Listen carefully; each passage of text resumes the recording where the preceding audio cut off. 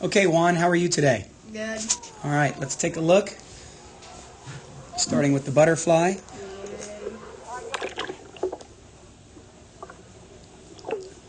Let's make sure when you push off a wall, we tighten up that streamline. See how your arms are facing down here in that direction? And then you've got your head up here. Let's make sure we get your shoulders and your arms tightly snug behind the ears. And then when you push off, everything behind this part of your body should be working that dolphin kick. And that'll keep your body nice and straight with a very powerful kick, okay? Now, one thing I do like about your butterfly is you have nice high elbows. You have 2 kicks in each stroke. Do you notice your hips? They're not quite coming out of the water. See how the hips are just coming to the surface, but they're not coming out? Let's back it up a little bit, slow it down. We want the hips to actually come out of the water. Okay? Now, one of the things you can do to help get to that point is notice the angle of your head and your chin. For the most part, your chin and your head are up so high. If you can just sort of lower your head, extend the back of your neck, you might put a little bit more weight and a little bit more press in your chest, and that might be just enough with a little extra work to push those hips out. Okay? Let's back it up here a little bit. Just take a look. When I messed up and did a couple.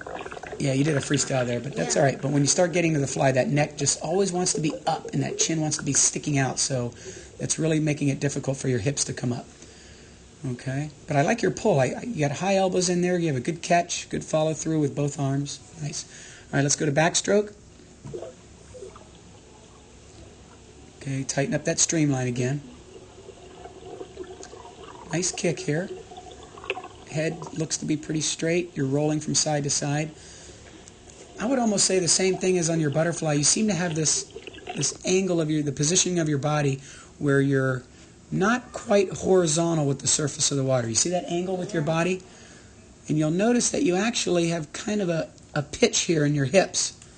So we want to, there we go, right there. We want to make sure that when you're kicking, all right, you keep those thighs down a little bit and push your hips up, okay?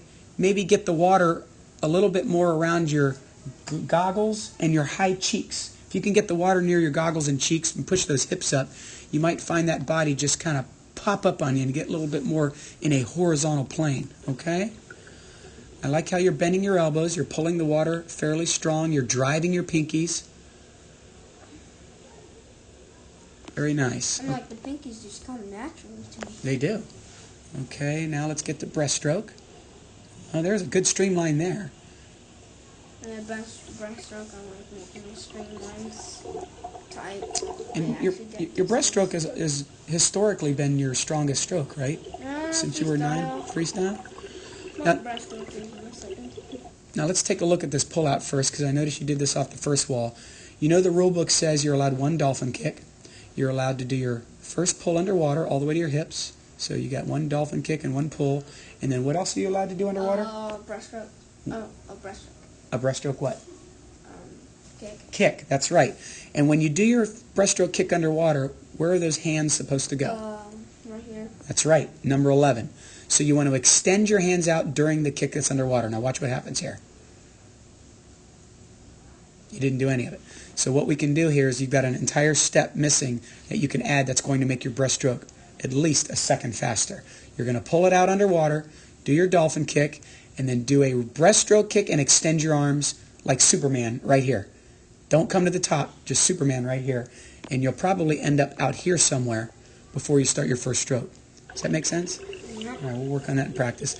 I really like the way you're striking the gutter. A lot of swimmers are having trouble doing this. You bring your elbows up, and the next step is aim for the gutter. Watch this. And like it really doesn't hurt. Very nice. Accidentally miss it.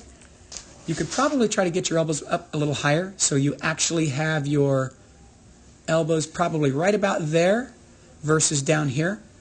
So if anything, maybe come up a little higher. But for the most part, you have pretty good technique with that breaststroke. Your kick is nice. Your body is fairly level. Okay, so very nice. Finish that kick. Good. Toes coming together. Now let's go to freestyle. Tighten up your streamline. Okay, your kick looks steady right off the wall, but I notice you're doing a common thing that a lot of swimmers have, and that is a slight pause during the breath. A little bit of jello legs there, see right in here. Your head is turned to breathe, and what we find is oftentimes swimmers have all sorts of crazy things here going on with the legs, and sometimes they cross each other. So you want to really keep a steady and continuous kick all throughout that freestyle. High elbows, good catch. You could probably work on the timing of your arms. Do you remember what the arm that's straight called, that's waiting for the other arm to come around? Starts with a B. It's called the balance. That's right, the balance arm. If we can maybe keep that balance arm out there just a little longer until the other arm comes around, so you have a little bit more of a kind of almost sort of a catch-up stroke, a little bit more. Do that stroke like we do on our water tap drills.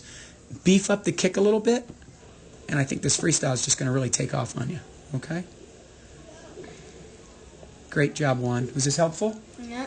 Good. All right.